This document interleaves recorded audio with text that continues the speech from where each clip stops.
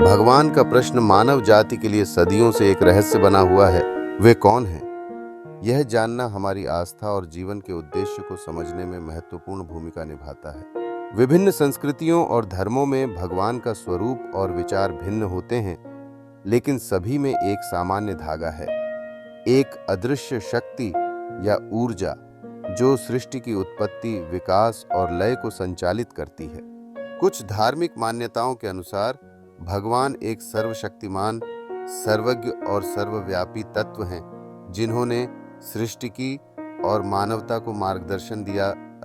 वे न्यायपूर्ण और दयालु होते हैं, जो अपने अनुयायियों को प्रेम और सलाह के माध्यम से जीवन के कठिनाइयों से उबरने की प्रेरणा देते हैं।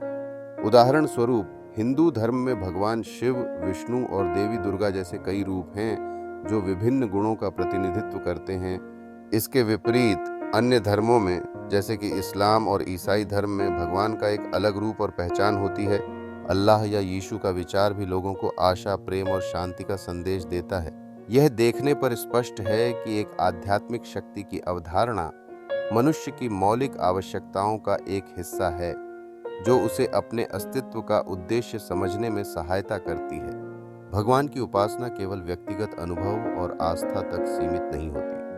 धार्मिक प्रथाएं, अनुष्ठान और मंदिरों में एकत्र होना भी इस संबंध का हिस्सा है। जब हम एक साथ मिलकर प्रार्थना करते हैं या भक्ति गीत गाते हैं, तो हम एक सामूहिक ऊर्जा का अनुभव करते हैं, जो आध्यात्मिकता में हमें एकजुट करती है। अंत में भगवान को एक परिभाषा नहीं हो सकती। उनके स्वरूप की पहचान हमारे अनुभवों, आस्थाओं और सिद्धांतों पर निर्भर करती है। जब हम इस रहस्य को समझने का प्रयास करते हैं, तो वास्तव में हम अपने भीतर की खोज करते हैं। भगवान कौन है? यह सवाल हमें सोचने को मजबूर करता है, और इस प्रक्रिया में हम अपने अस्तित्व के गहरे अर्थ को खोजने का प्रयास करते हैं।